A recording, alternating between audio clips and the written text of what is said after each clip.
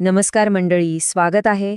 आज आपण एका अशा विषयावर बोलणार आहोत जो आपल्या सगळ्यांच्याच अगदी जवळचा आहे. हो, कांद्याच्या भावाचं कोडं. एक असा प्रश्न जो शेतकरी आणि ग्राहक दोघांनाही अक्षरशः रडवतोय.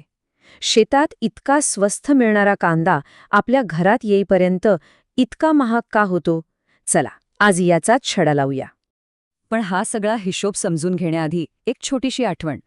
जर तुम्हाला बाजारातल्या अशा घडामोडींचं सखोल विश्लेषण आवडत असेल तर आपल्या कृषी सारथी चॅनलला नक्की सबस्क्राईब करा. तुमचं एक सबस्क्रिप्शन आम्हाला तुमच्यासाठी अशीच माहितीपूर्ण सामग्री आणायला खूप प्रोत्साहन देतं. आता बघा, हाच तो मूळ प्रश्न आहे जो सगळ्यांनाच पडतो. एकीकडे आपला शेतकरी राजा 7 रुपये किलोने कांदा विकून तोट्यात जातोय आणि दुसरीकडे आपण आणि तुम्ही म्हणजे सामान्य ग्राहक तोच कांदा 45 रुपयांना विकत घेतोय. अरे पण मग हे मधले 38 रुपये नेमकी कोणाच्या खिशात जातायत? हे आकडे बघा, हेच सगळं काही सांगून जातात. शेतकऱ्याच्या बांधावर 5 ते 10 रुपये किलोने विकला गेलेला कांदा शहरातल्या बाजारात पोहोचेपर्यंत थेट 40 ते 45 रुपयांवर जातो. ही जी काही प्रचंड तफावत आहे ना, तीच आजच्या आपल्या चर्चेचा केंद्रबिंदू आहे. आता तुम्हाला वाटेल की हे असंच होत असेल, पण नाही. ही किमतीतली तफावत काही योगायोगाने होत नाही. यामागे एक ठरवून पद्धतशीरपणे काम करणारी यंत्रणा आहे. एक अशी कथा, एक नॅरेटिव्ह तयार केला जातो ज्यामुळे शेतकऱ्यावर प्रचंड दबाव येतो आणि त्याला आपला माल कमी किमतीत विकावाच लागतो. चला तर मग पाहूया हे चक्र नेमकं कसं काम करतं. हे बघा, हे एक ठरलेलं गणित आहे. जसा रब्बीचा कांदा बाजारात यायला लागतो तसाच मीडियामध्ये आरडाओरडा सुरू होतो. अरे बापरे, यावर्षी कांद्याचं उत्पादन खूप झालंय, आता भाव कोसळणार. दलाल बरोबर याच बातम्यांचा वापर करतात. ते शेतकऱ्यांवर एक मानसिक दबाव टाकतात आणि मग भाव कोसळण्याच्या भीतीने बिचारे शेतकऱ्याला वाटतं की जे काही 4 पैसे मिळतायत ते पदरात पाडून घ्यावेत. आणि यातलं सत्य हेच आहे. एक नकारात्मक वातावरण तयार करायचं, त्या बातम्यांशी कातरणं शेतकऱ्याच्या व्हॉट्सॲपवर पाठवायची आणि त्याला सतत सांगायचं की बघ, आता भाव पडणारच आहेत, त्यामुळे मी देतोय तोच भाव घे. शेतकऱ्याला अक्षरशः लुटण्यासाठीच हे सगळं चक्र रचलेलं असतं. पण थांबा, आता या गोष्टीत एक नवीन वळण येतंय. या निराशेच्या आणि दबावाच्या वातावरणात 2 मोठे घटक परिस्थिती बदलण्याचे संकेत देत आहेत. हो, 2 असे गेम चेंजर जे बाजाराची संपूर्ण दिशाच बदलून जाऊ शकतात. यातला पहिला गेम चेंजर आहे खुद निसर्ग. एक अशी नैसर्गिक घटना जी आपल्यापासून हजारो किलोमीटर दूर घडतीये, पण तिचा थेट परिणाम महाराष्ट्रातल्या कांदा उत्पादक शेतकऱ्यावर होऊ शकतो आणि त्या घटनेचे नाव आहे अल निनो. आता अल निनो म्हणजे काय असं तुम्हाला वाटेल. सोप्या भाषेत सांगायचं झालं तर समुद्राचं तापमान वाढल्यामुळे आपल्याकडच्या मान्सूनवर त्याचा परिणाम होतो आणि पाऊस कमी पडतो. आणि आपल्या हवामान तज्ज्ञ सांगतायत की यावर्षी अल निनोचा प्रभाव चांगलाच जाणू शकतो. तर यातला कळीचा मुद्दा काय माहितीये? जर पाऊसच कमी पडला तर साहजिकच पुढच्या खरीप हंगामातल्या कांद्याचं उत्पादन घटणार. आणि जेव्हा भविष्यात उत्पादन कमी होणार हे जवळपास निश्चित होतं, तेव्हा सध्या जो रब्बी कांदा शेतकऱ्यांनी साठवून ठेवलाय ना, त्याची किंमत आपोआप वाढते. तज्ज्ञांच्या मते यामुळे एकूण उत्पादनात 10% घट होऊ शकते, ज्यामुळे सध्याच्या साठ्याला चांगला भाव मिळण्याची शक्यता आहे.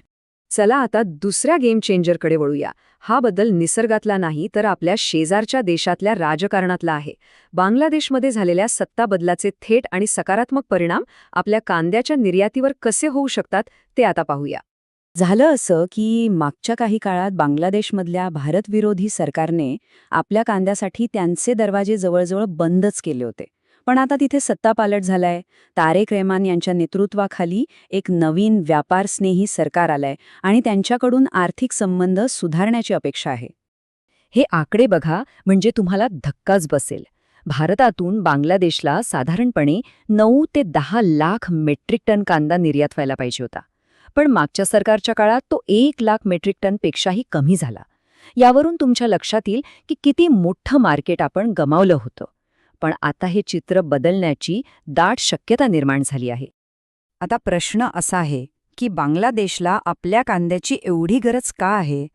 तर बघा, तिथे आजही कांदा 40 ते 50% प्रतिकिलोने विकला जातोय, जो तिथल्या सामान्य माणसाला परवडणारा नाही. शिवाय त्यांच्या स्थानिक कांद्याची टिकवणक्षमता कमी आहे आणि चवही वेगळी आहे. अंदाजानुसार त्यांना दरवर्षी जवळजवळ 4 लाख मेट्रिक टन कांद्याची गरज आहे आणि भारत त्यांच्यासाठी सर्वात जवळचा आणि विश्वासार्ह पुरवठादार आहे.